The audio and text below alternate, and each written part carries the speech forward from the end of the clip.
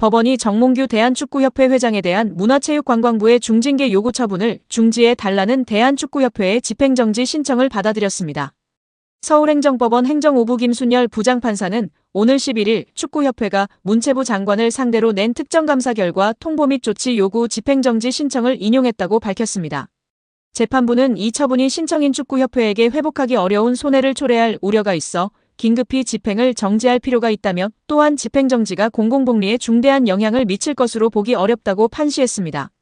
문체부는 지난해 11월 대한축구협회에 대한 특정감사 결과를 발표하면서 정몽규 회장 등 주요 인사들에게 자격정지 이상의 중징계를 요구했습니다.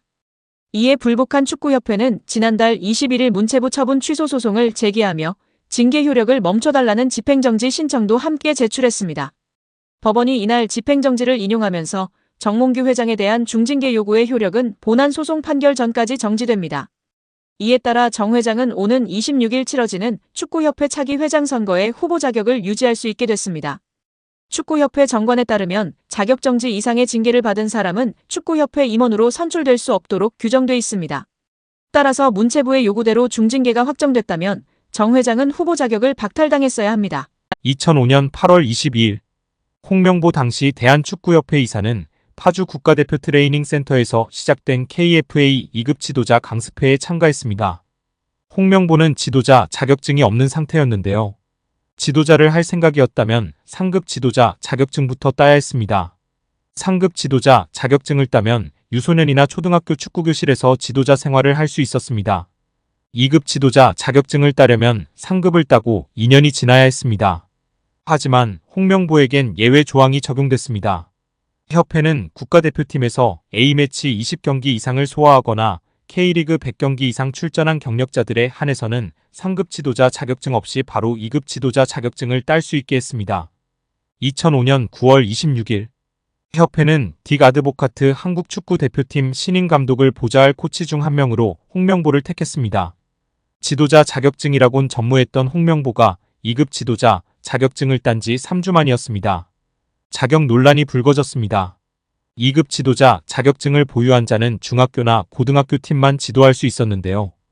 당시 KFA 규정에 따르면 대한축구협회 1급 지도자 자격증이나 아시아축구연맹 A급 지도자 자격증을 취득한 자만 대표팀 지도자로 일할 수 있었습니다.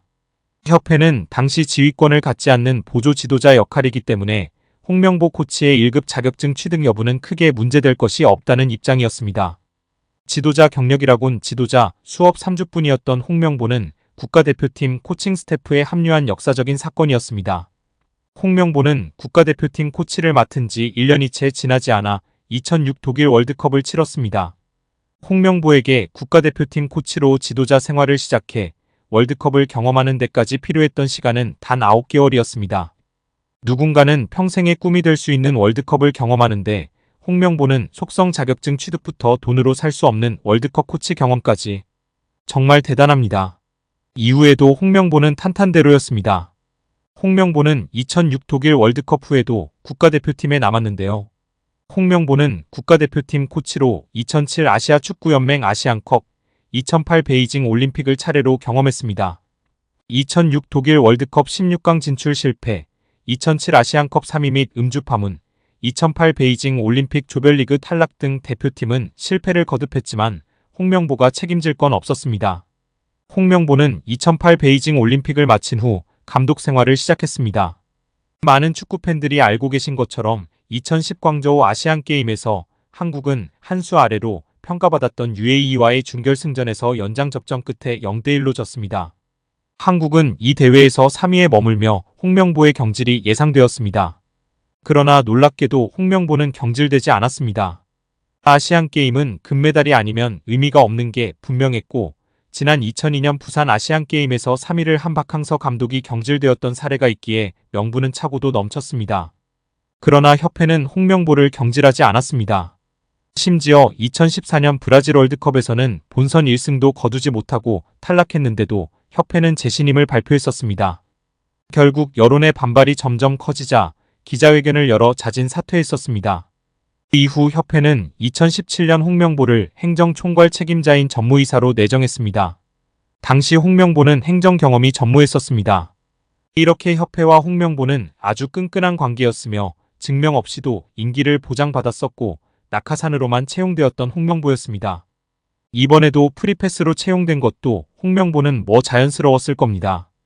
홍명보는 나를 버렸다. 이젠 대한민국 축구밖에 없다고 하며 대표팀 감독을 승낙했다고 밝혔었는데요. 홍명보가 버린 건 자신이 아닌 울산입니다. 울산은 3년 재계약을 맺은 지 1년도 지나지 않은 감독을 협회에 내어주면서 상처만 남겼습니다.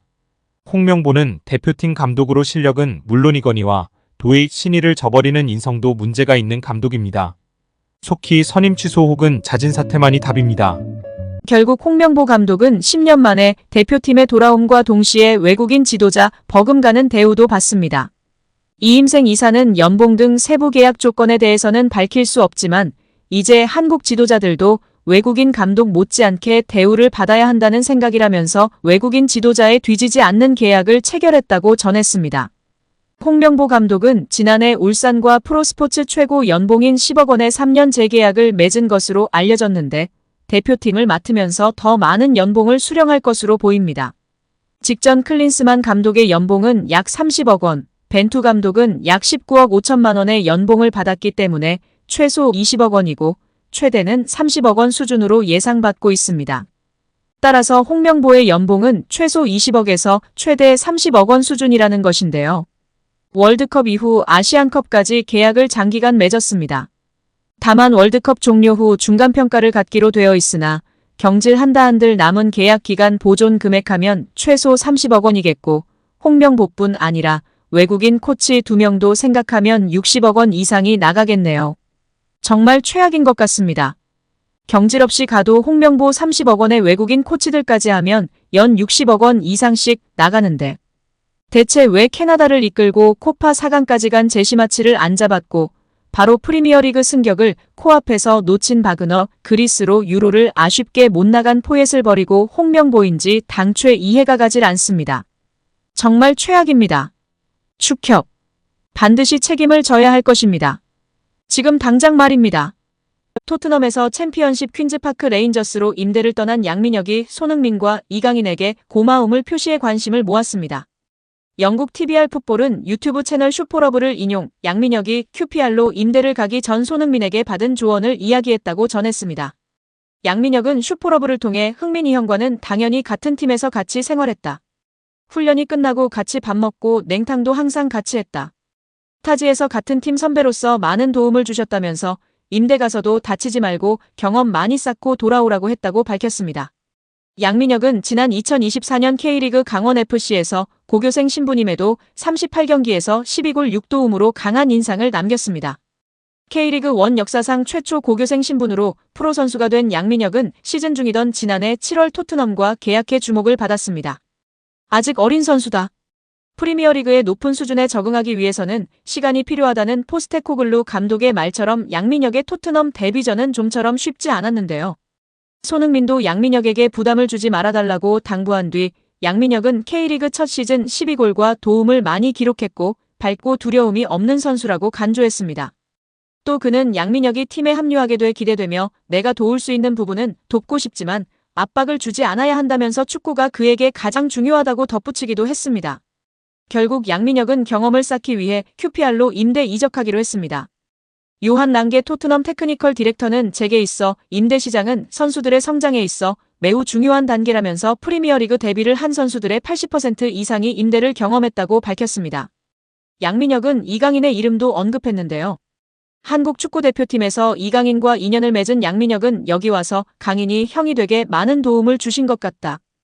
고마움을 전하기 위해 이렇게 방송을 통해 이야기한다고 밝혔습니다. 이어 형이 새해에 먼저 연락을 주셨다.